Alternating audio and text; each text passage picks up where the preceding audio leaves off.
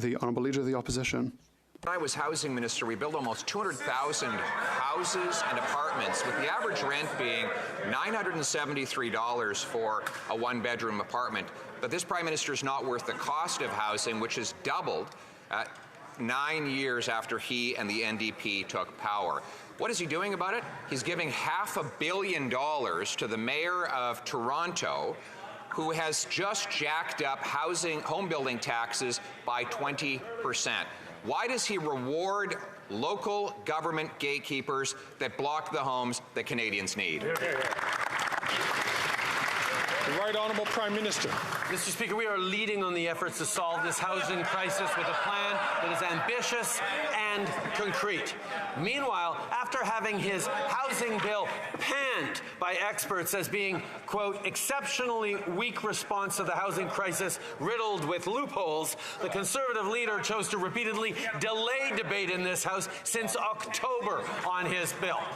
That's because he just doesn't care. When he was minister, he lost 800,000 affordable apartments and only built 6 affordable homes.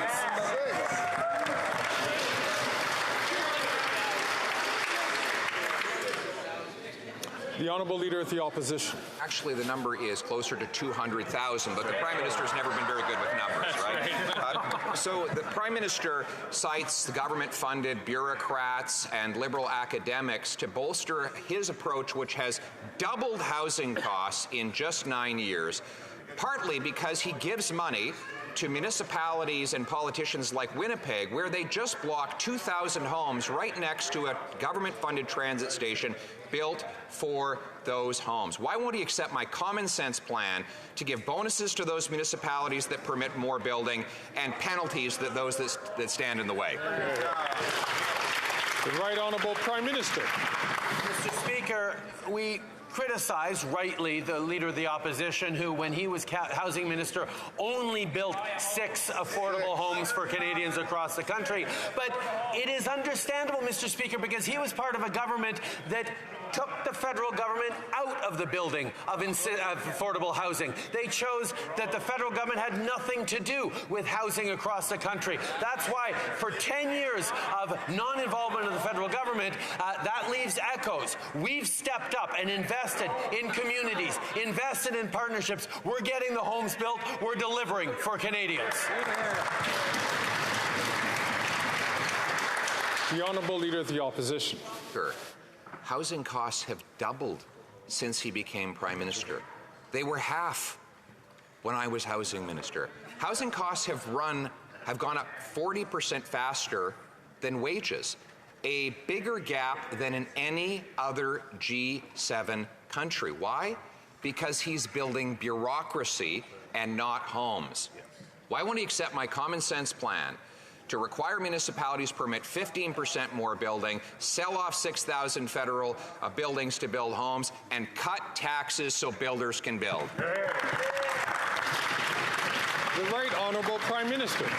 Mr. Speaker, just like when he was housing minister, his solution is to do less to help Canadians, to invest less in supporting municipalities as they build housing, to get out of the way and leave Canadians to fend for themselves. That is his political philosophy. It is a political philosophy. It's just not the one that supports Canadians. It's not the one that is delivering for Canadians as we step up with the most ambitious and achievable housing plan this country has ever seen.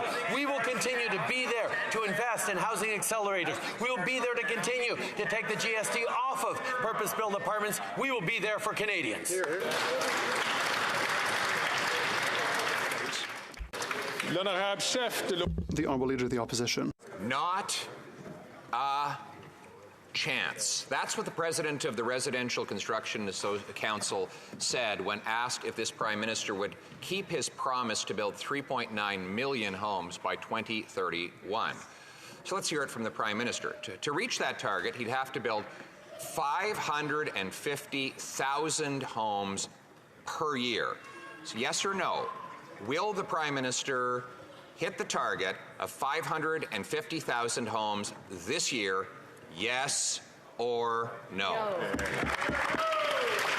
The Right Honourable Prime Minister. Speaker, Canada is facing a housing crisis, and we need to take real action towards it, which is what we've done with the most ambitious and achievable plan that this country's ever seen. But, Mr. Speaker, that's not to say we haven't had housing crises before, and it's not to say we haven't solved housing crises before. At the end of World War II, there was a need for massive new housing, and Canada stepped up and got that housing built. Indeed, when the boomers came of age, there was a need for massive housing, and we made investments, and the federal government helped build housing across the country for boomers. We are doing that now as we build housing. The Honourable Leader of the Opposition.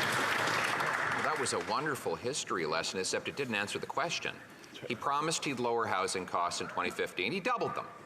He promised he'd double home building. It actually went down and is still dropping. But now he's promising 3.9 million brand new homes by 2031. That means he'd have to build 550,000 this year and every year. So once again, will the Prime Minister keep his promise to build 550,000 homes this year? Yes or no?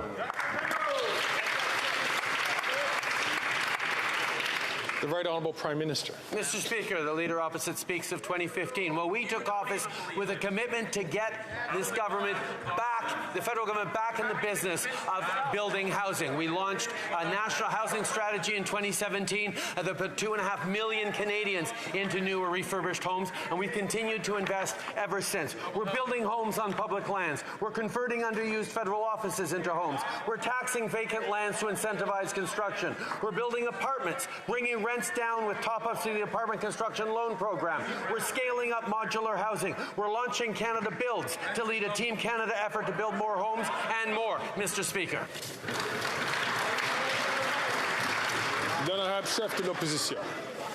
The question was not how quickly he could read off talking points written for him by his staff. The question was whether he's going to break yet another housing promise. Remember, he promised he'd lower housing costs, he doubled them. He promised he'd double the number of homes built, they went down.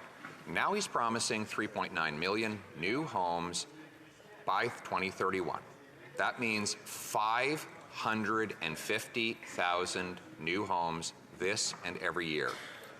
Will he keep that promise? Yes or no?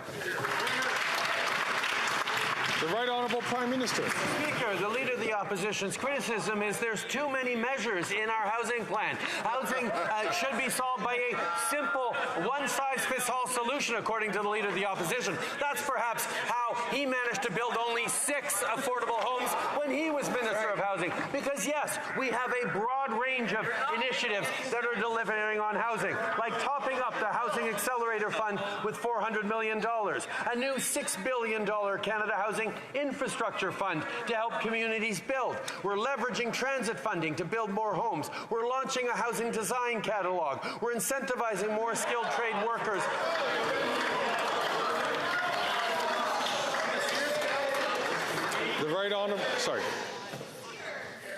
The Honourable Leader of the Opposition. He's announcing a catalog, everybody. Hey, right on. Give him a round of applause. Come on, give him a round of applause. You can't afford a home. You might end up in a tent. Your rent is doubled. But hey, you've got a brand new catalog. Mr. Speaker, the question was, will he build 550,000 new homes, yes or no? Right Honourable Prime Minister. He mentioned the history lesson. Well, if he was housing minister, he should have known that the way we solved the housing crisis after World War II was by putting forward a catalog of homes that builders could access to build extremely rapidly right across the country. So yes, that's one of the measures we're bringing back. And his mockery of concrete initiatives that are going to deliver for Canadians is exactly what's wrong with his approach. He'd rather mock and insult than actually roll up his sleeves and get solutions built for Canadians.